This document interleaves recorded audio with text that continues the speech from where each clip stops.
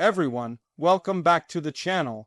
Today we are diving deep into one of the most controversial and heavily debated topics of recent years, the war in Ukraine, and why Russia, despite its massive military power and global influence, was destined to fail from the start.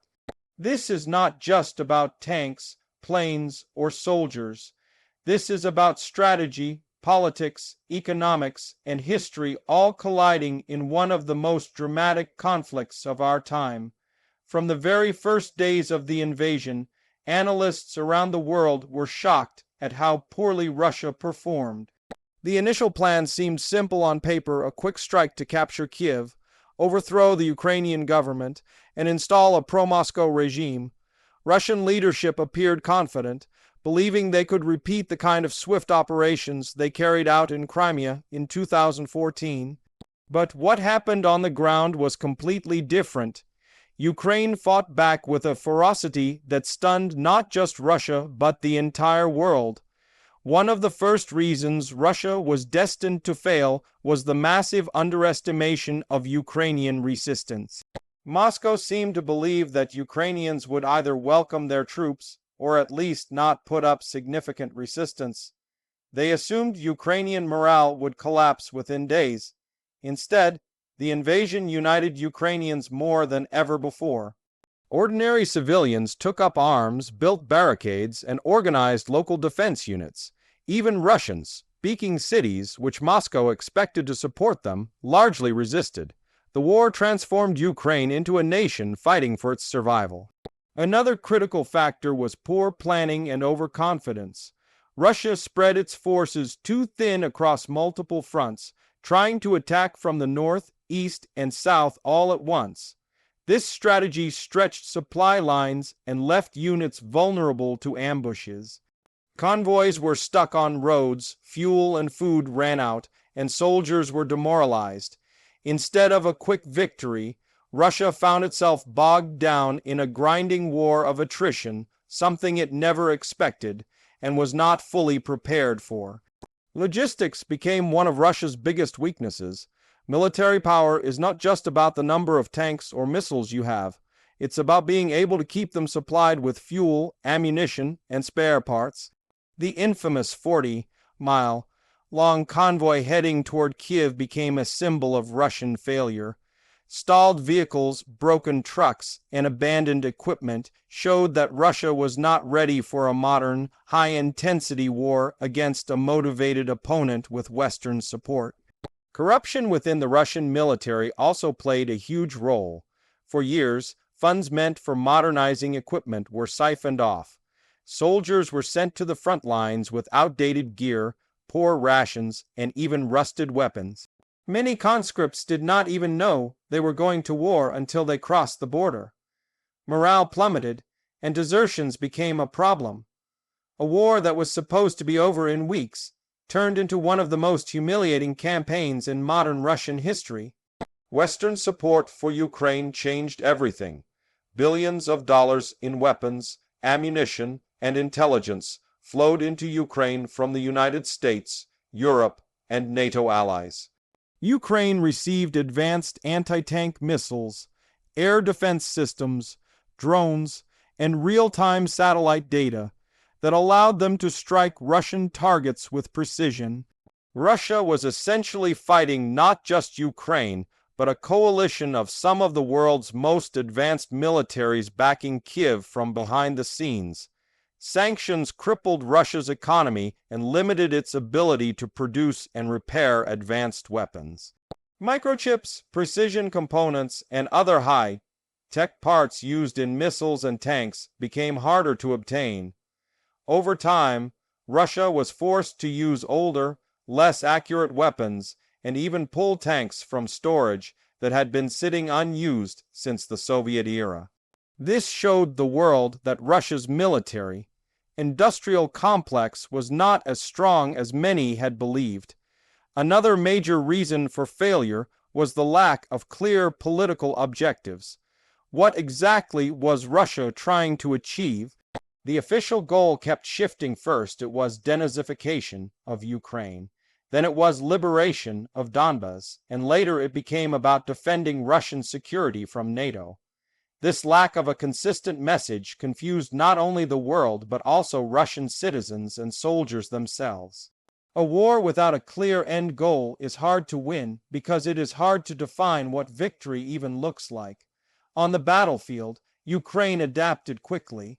They used small, mobile units to strike at Russian convoys, launched drone attacks on supply depots, and employed guerrilla tactics to keep Russian forces off balance. Ukrainian commanders were flexible and innovative, while Russian generals often stuck to rigid Soviet-era doctrines. This difference in adaptability gave Ukraine an edge despite being outnumbered and outgunned. Information warfare also played a decisive role. Ukraine used social media masterfully to win global sympathy and support. Videos of Ukrainian soldiers destroying Russian tanks went viral, boosting morale and keeping the world engaged.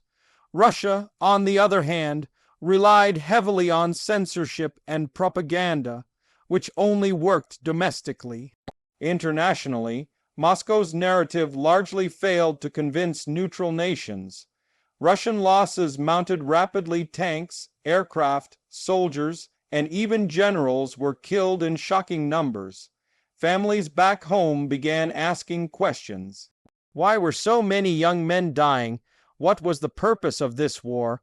Domestic unrest grew, forcing the Kremlin to tighten control over media and suppress protests. But no amount of censorship could hide the fact that this war was going badly.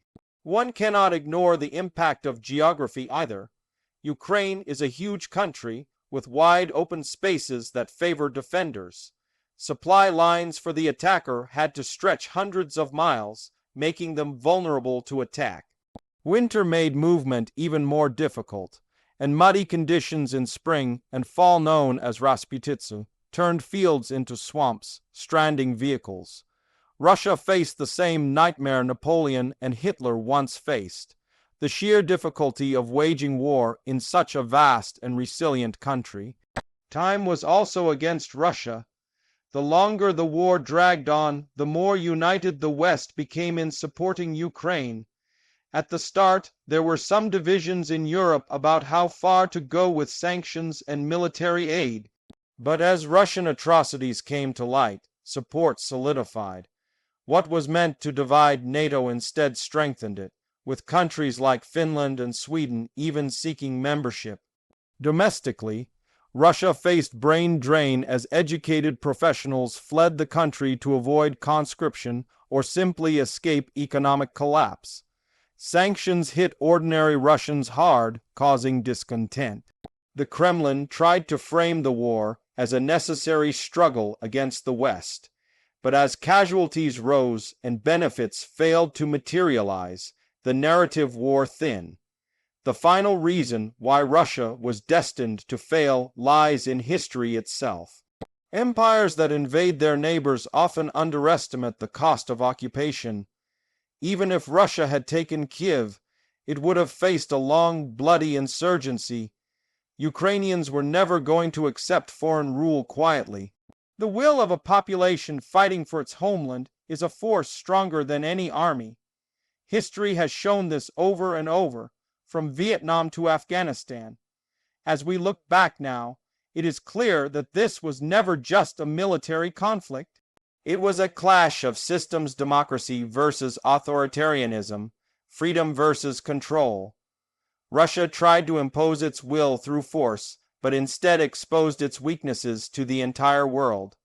The war that was supposed to show Russian strength became the war that revealed its vulnerabilities. The lessons from this war are profound. Military power alone cannot guarantee victory.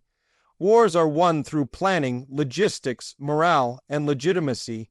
Russia lacked all of these in sufficient measure. Its failure was not just about tactical mistakes, but about a fundamental misunderstanding of the world it was trying to shape. This conflict will be studied for decades to come as a case study in how not to wage war. It is a reminder that in the modern world, Even the largest armies can falter if they lack clear goals, underestimating their opponent, and fail to adapt to changing realities on the ground. And that brings us to the end of today's deep dive. The anatomy of Russia's failed war is not just a story about one country's defeat.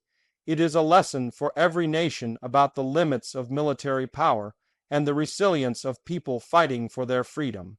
Thank you for watching, and if you found this analysis insightful, make sure to subscribe and join us next time as we explore more of the world's most pressing geopolitical events.